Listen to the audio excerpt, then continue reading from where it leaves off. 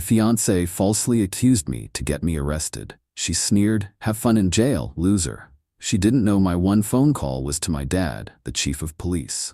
He walked into the station and asked the officer, "Would you mind explaining why my son is in handcuffs?"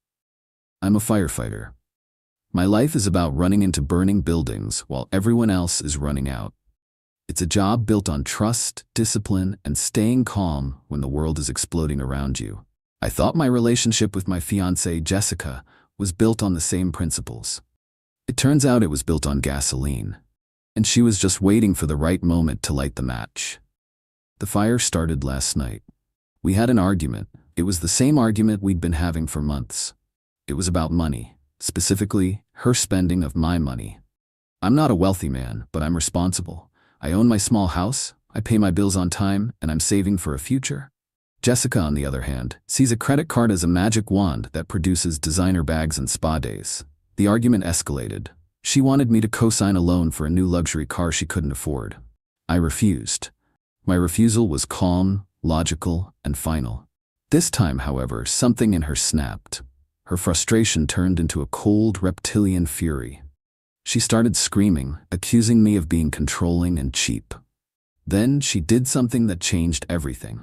She picked up a heavy glass vase, a gift from my late grandmother, and hurled it against the wall, shattering it into 1,000 pieces. Then she looked at me, a strange, triumphant smirk on her face, and she scratched her own arm with her long fingernails, drawing a thin line of blood. "Get out of my house!" she shrieked, her voice suddenly taking on a performative, terrified tremor. "Your house?" I asked, my own voice dangerously quiet. "This is my house, Jessica." "Not for long," she hissed. Then she pulled out her phone and dialed 911.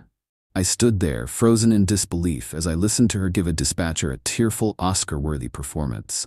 She claimed I'd become violent, that I had thrown the vase at her, and that she was terrified for her life. It was a lie so audacious, so completely divorced from reality, that my brain struggled to process it. When the police arrived, 2 uniformed officers, they saw a crying, hysterical woman with a scratch on her arm and a shattered vase on the floor. They saw me, a man twice her size, standing there in stony silence. In situations like this, protocol takes over. They don't see context, they see a potential threat. They separated us, took her statement, and then they came for me. As they were putting me in handcuffs, Jessica walked onto the porch.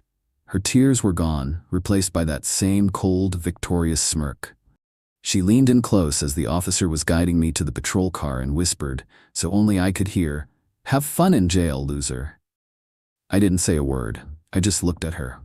I let her have her moment. I let her believe she had won. At the station, they put me in a small, sterile processing room. They took my shoelaces and my belt, they read me my rights, and then they told me I had the right to one phone call. Jessica's entire plan was built on one simple, arrogant assumption, that I was alone. That I was just a simple firefighter with no power, no resources, and no one to turn to. She knew I had a father who was a cop. She had met him a few times. She thought he was just some old-timer, a desk sergeant maybe, close to retirement. She had no idea who he really was. My father and I have a complicated relationship. His name is Robert Williams. My name is Matt Carter. I took my mother's maiden name when I was 18. I did it because I wanted to build my own life, on my own terms. I didn't want to live in the shadow of my father, the decorated, powerful, and sometimes intimidating chief of police for the entire metropolitan area. I picked up the phone. I didn't call a lawyer, I called my dad.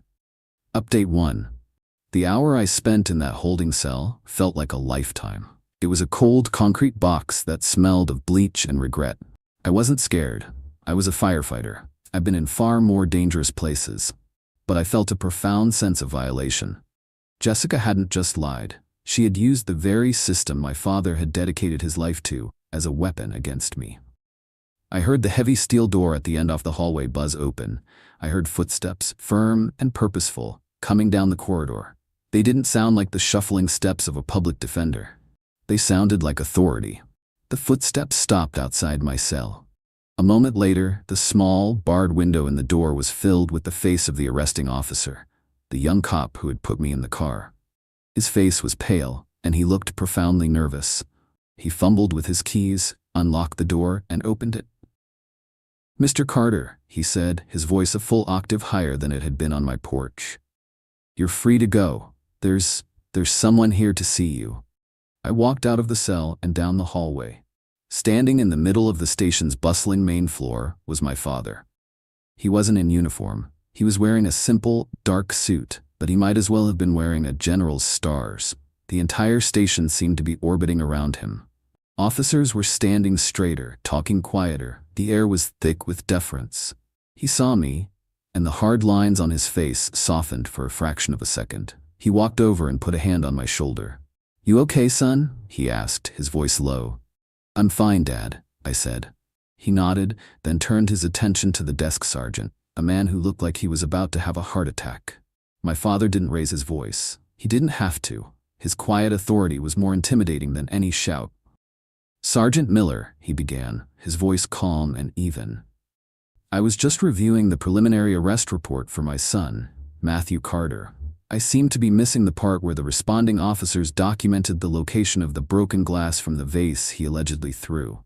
Was it on the inside of the impact point on the wall, or on the outside?" The sergeant stammered.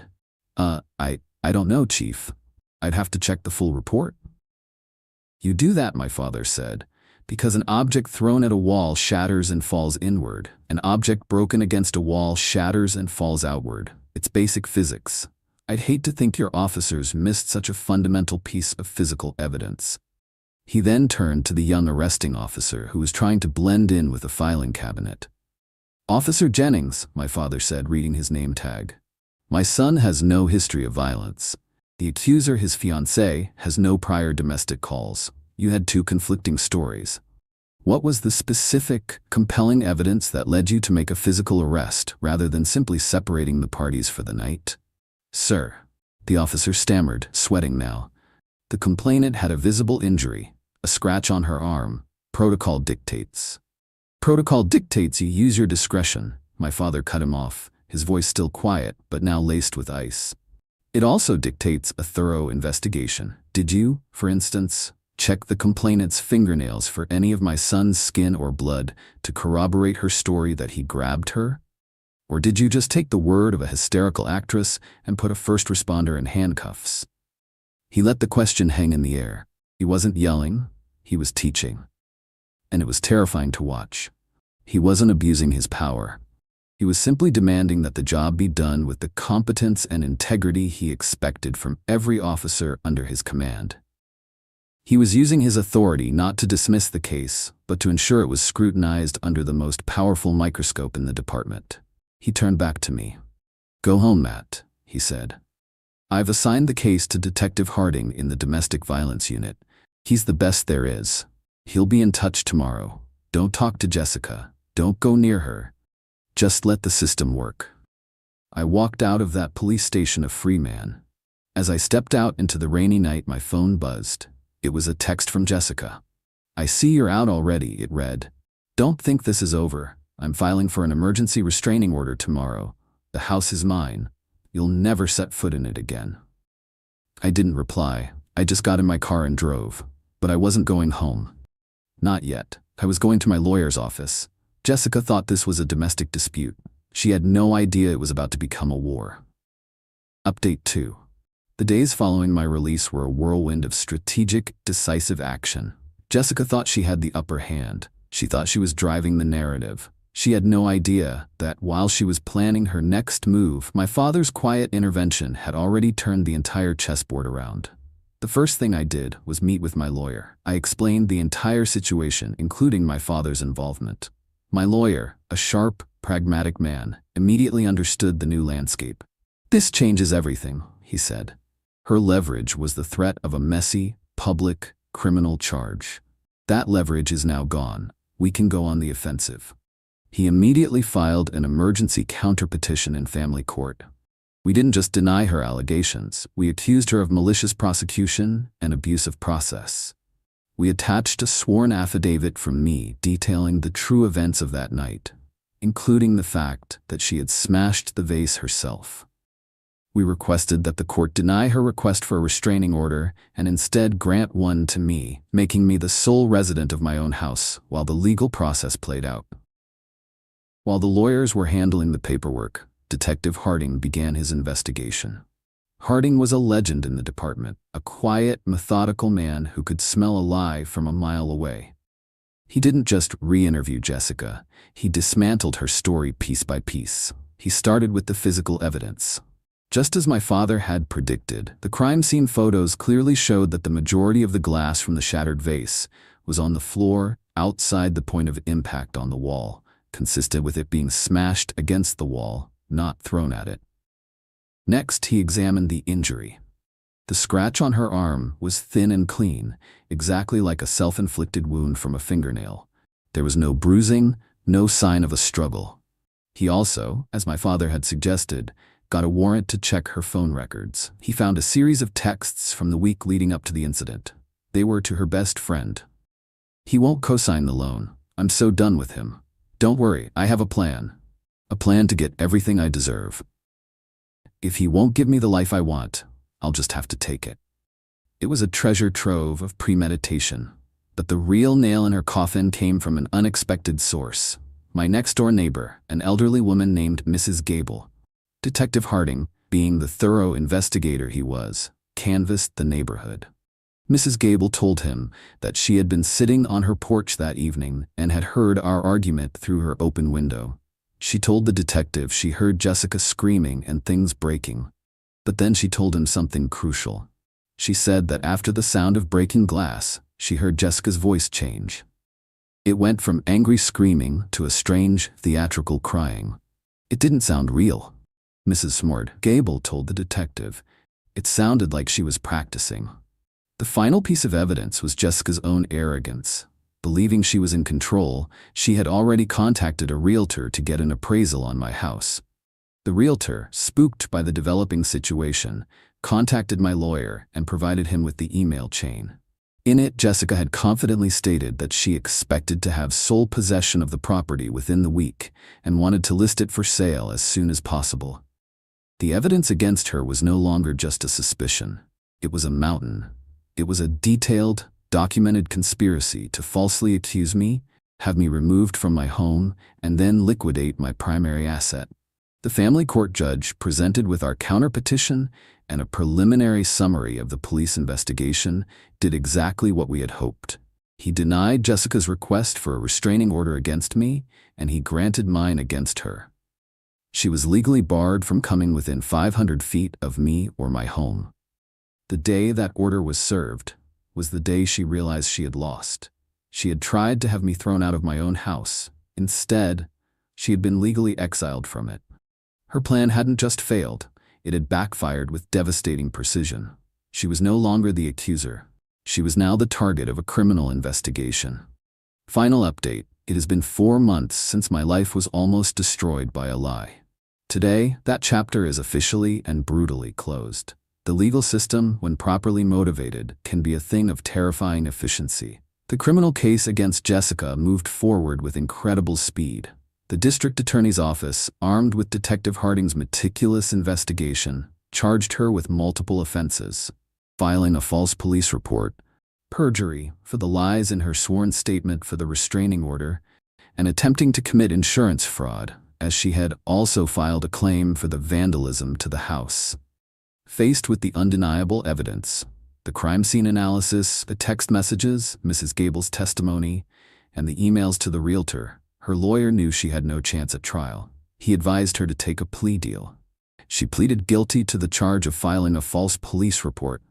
The other charges were dropped in exchange for her plea. She avoided jail time, but she did not avoid a consequence. She was sentenced to 2 years of probation, a significant fine, and mandatory psychological counseling. Most importantly, she now has a permanent criminal record. Her attempt to brand me as an abuser ended with her being branded a criminal. The civil proceedings were even more satisfying. Our engagement was, of course, over. I kept the ring, as it was a conditional gift, and the condition of marriage was broken by her malicious actions. I sold it and used the money to pay for my legal fees. But my lawyer wasn't done. We filed a civil suit against her for malicious prosecution, defamation, and emotional distress. We sued her for the cost of the vase she destroyed. We sued her for everything. Her lawyer tried to fight it, but it was hopeless. Her guilty plea in the criminal case made her civil liability undeniable. We settled out of court. She was forced to sign over a significant portion of her own savings to me as damages. The settlement also included a legally binding, permanent non-disclosure agreement. She is forbidden from ever speaking or writing about me, publicly or privately, for the rest of her life. If she violates it, the financial penalties are catastrophic. I have legally erased myself from her past, present, and future. The last I heard, Jessica's life is in ruins.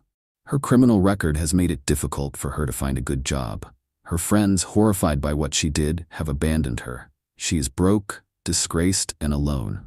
She tried to take my house, and in the end, she lost everything. As for me, I am healing. The experience has left its scars, but it has also forged something new. My relationship with my father has been completely transformed. The 5 years of stupid, prideful silence between us are gone, burned away by the fire of this crisis. We talk every week now. We go to baseball games. He comes over for dinner. He's my dad again. Jessica's plan was built on the belief that I was weak and alone. She was wrong on both counts. My quiet nature is not weakness. It is the discipline of a man who knows when to act and when to wait. And I was never alone. I had family, a hidden ace she never saw coming. She sneered and told me to have fun in jail. But I'm the one who is free. Free from her lies, and free to build a new life on a foundation of truth. And she is the one who is now living in a prison of her own making.